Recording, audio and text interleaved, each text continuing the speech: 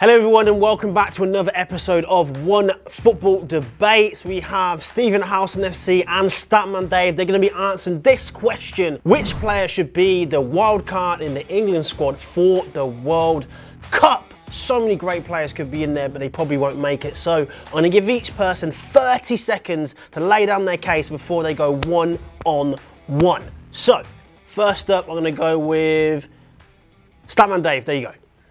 I'm going to go with Harry Winks, the Tottenham central midfielder.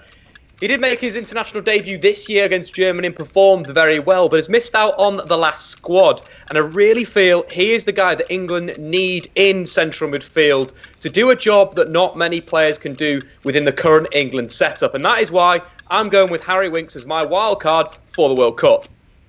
There you go. Didn't even need 30 seconds. Straight into it. Let's go, Howson. Look, Ryan Sessegnon is a wonder kid in the making. He's a player that's going to absolutely tear up the international stage at some point. Just because he plays for an unfavoured club in the Championship doesn't mean that the guy's not quality. 14 goals in just over 30-odd appearances for Fulham from left-back. That's the kid you got to take. There we go. There's the opening argument. So if you were Gareth Southgate, why would you not be picking Harry Winks? Steve Howson, let me hear your rebuttal to that one.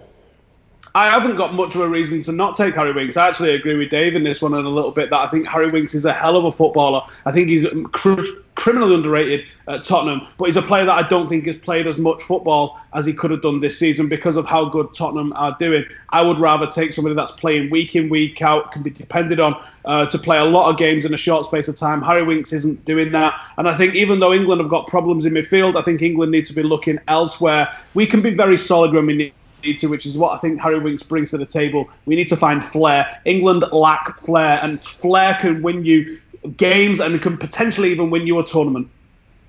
So what's your reply to that, Statman? Well, first off, I think we need to talk about Ryan Sessegnon as a player and realise that he isn't a left-back. And England, you know, they've got someone like Danny Rose that's going to fill left-back. In terms of his appearances this season in the Championship, in fact, Sessegnon's played of the left of a front three more than often. That's where he's scoring his goals and getting his assists.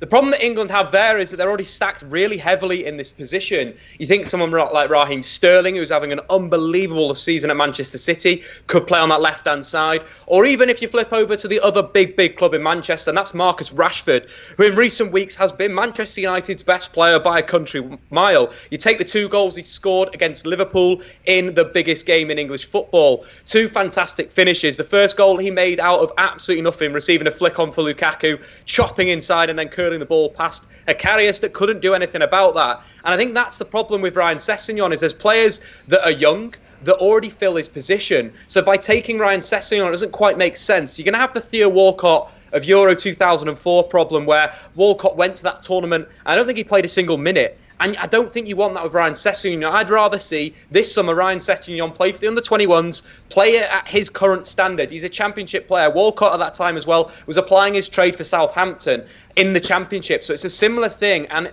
we look back at Walcott's career and he's failed as a player. He came on the scene as a wonder kid, as a star. We don't want the same thing to happen to Ryan Sessegnon. You've got to take Germany as a great example of a nation that does well with his transition through international level. Think about the 2008, 2009 team that won the under-21s European Championship. That had the likes of Mesut Ozil, Manuel Neuer, Matt Hummels, all these great players. England need to have a similar approach where they take these young players and they put them through the right paces. For me, taking Sessegnon as a wild card is crazy. Overstacked in that position, it's a waste of a slot. He's a wonderful player. He's going to be a great in English football, but right now, what he needs is that international tournament. I know you're eager to jump in already, so go ahead. Why is Sessegnon not going to be the next Theo Walcott? Because Theo Walcott went in a 2006 side, which is one of the greatest teams that England have took to a World Cup for starters. Let's just get out of that way. But Dave's point that yeah, but that just shows how bad England have been. But it's one of the best sides that we took. It was absolutely stacked with world-class players. We didn't really need to be taking youth to go to the next level for us because we thought we had a team that could do it there and then. This England team, no one is looking at this England team and going, they're one of the top 4 or 5 favourites for this World Cup. So let's take a player that's going to inject a bit of flair, that's going to inject a bit of life into us. And Dave's point that he's not playing a lot of left-back. He's played 20 times at left-back. He's played only 10 times as the left of a forward three. He's a player that can play anywhere along that side, but I'm taking him as a left back because the competition he's got at left back is Aaron Cresswell and an injured Danny Rose. So the problem that you've got with obviously Ryan Sessegnon, you mentioned 20 times at left back, but he's played 17 times as a left winger. Where's his output come from? The 12 goals and the 2 assists that he's got out of 14 goals and 4 assists. So over 50% of his assists have come at when he's played on the left wing. And then you're looking at 12 out of 14 goals have come when he played a forward. If you look at Sessegnon when he plays at left back, he's I'm not taking him for his goals and assists. But when taking him for the all-round player that he is. When you play him at left back, you have a tactical issue where Sessegnon likes to make these forward runs. In terms of the flair that you mentioned, I don't think he's quite a flair player. He's more of a player that likes to play on the shoulder of the defender, likes to make those runs in behind. So having him as a left back, where tactically he's going to be pushing forward, and if England don't play a back three, there's going to be a massive amount of space that teams are going to be able to counter-attack into. On the flip side, Harry Winks is ready to go right now. You think about Harry Winks this season, he's not played too many games. But when he has played, he has been absolutely fantastic. You take the 2 games against Real Madrid in the Champions League group stages. Real Madrid, what are they? Back-to-back Champions League winners, and they've got a midfield that's the best in the world. Luka Modric, Toni Kroos and Casemiro. That is the best. Of course, Casemiro, the most underrated player in world football. Just going to like to add that in once again. But you're looking at what Winks did in that game. Was absolutely fantastic. For Tottenham in both of the games, home and away, Harry Winks completed the most passes for Tottenham. But you're thinking, passing stats doesn't mean anything.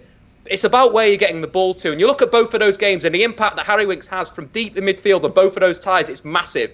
You take the first, the 1-1 draw. Christian Eriksen... I'm going to cut in just so I can let Howson get a word in each way. Howson, what's your reply to that? I heard a lot of talk there about Sessegnon, but let me hear some replies about why Harry Winks shouldn't be picked over Sessegnon.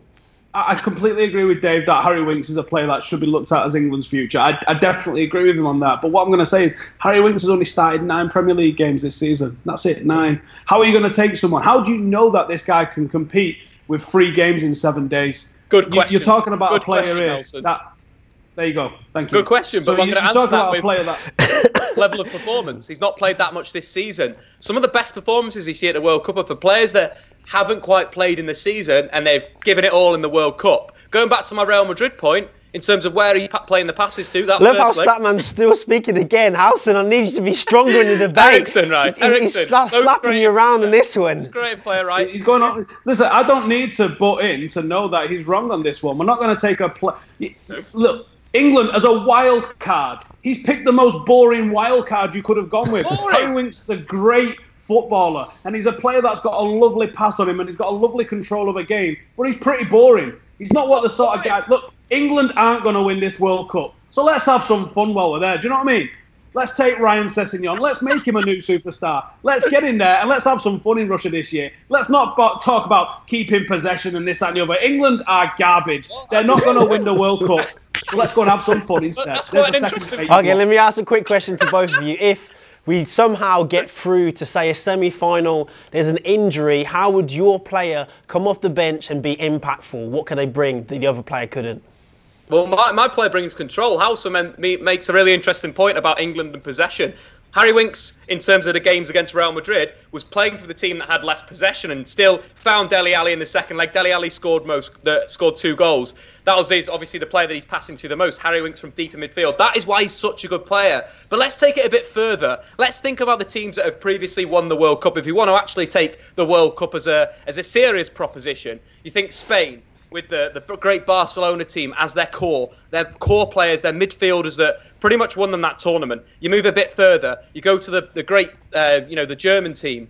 A lot of Bayern Munich players in there. What England need to do is they need to scrap this messing about with different midfielders, with Jordan Henderson and all this rubbish. They need to play a Spurs midfield. They need to set up with Eric Dyer holding in midfield, next to Harry Winks, who's going to link the play together, and of course Dele Alli as the second striker. That's what you want to do. You want to build your team, your national side, around a club side, because you don't get as much international football right now. The players don't play together enough. That is why Harry Winks is not a substitute. I don't want him to come on and make an impact in a game. I want the guy to start. That's how good he is. Sessegnon ain't going to start, as I mentioned before. Marcus Rashford, Raheem Sterling, 2 young players that are ahead of the pecking order right now. That is why that your answer, Howson, Sessegnon. Are you mad? Howson, what's your reply to that? If Sessegnon is either starting or on the bench, what can he bring? All I'm going to say is my reply to that is Dave wants England to build a team around Spurs, a team that are known for not being able to win it and bottle it when the pressure's on. Most exciting really saying let's build it around Spurs? Dave, shut up. I'm talking now. Look, Ryan Sessegnon is the future. That's the top and bottom of it. Let's take the guy. Let's see what he's got. Now, you're saying he's playing in the Championship. He's playing at a lower level, but this is a guy that's easily capable of playing in Premier League. That's the reason he's been linked with a move to Manchester United. Let's see what he can do for England. It's about international football is about being exciting. We're not going to win it. Let's just get it into our heads. Forget the talk of semi-finals. Forget the talk of winning it. Let's just go and have some fun. And do you know what? He's that exciting. He's that explosive that something could happen by bringing this guy. That's not going to happen with Harry Winks. You're going to see England 4-5-1 it. They're going to get man behind the ball, and it's going to be boring. I don't want to see a boring England. I can get behind an exciting England. Let's get Kevin Keegan back in charge, and let's take Ryan Sessegnon. So we're going to go to our 30 seconds for you to do your closing arguments. Instead of you bigging up your player, because we already spoke about that, 30 seconds on why England shouldn't take your opponent's player. I'm going to let Statman go next. Well, first up, the argument for Sessegnon's crazy. Left back, he's not good at left back. He's a left winger. We're already stacked in that position. There's no point playing another player that's going to be the next Theo Walcott, that's not going to play any minutes, and then his career is going to crash. Let's build his confidence up. Let's play him at the under-21s this summer. Let's see him dominate at that age level and then bring him through. 17 is young. We still have Marcus Rashford at 19. We still have Raheem Sterling, who's very young, who play the same position. Who I want to see their development over Sessegnon right now. Don't even need any more time. 5 seconds left. Okay, Howson, you're up. 3, 2, 1, let's go. Listen, international football is all about fun. It's all about enjoying yourselves. It's all about having a good time. That's what it's all about. International football is all about that flavour. It's all about experience and everything. Do you want to see an England team that goes up there and bores everyone to tears like they do every single time? I'm still having nightmares about South Africa. Let's go and have some fun. And if you take Harry Winks, you're not going to have fun. For starters, he's called Harry, and no one fun is called Harry. Let's take Ryan Sessegnon, because we know people call Ryan who are loads of fun. Right? Let's get in the mixer. Let's score some goals, and let's have a good time while we're doing it. Let's not talk about control and pass rates and this, that, and the other. Goals win There we game. go. That's not going to cut you off That's because you're what we way want. over 30 seconds, but that was a great ending, lads. So if you want to know who is the winner of our debate, you can literally click in the corner of this video, and we want to see your comments as well. Who do you think England should take as a wild card? I'd like to thank both of our debaters here today. Obviously, we have Steve Howson and we have Statman Dave, so make sure you check out their channels. We'll put a link in our bio as well. So we'll see you again next week, and I want to know who you think they should take. Thanks a lot, guys.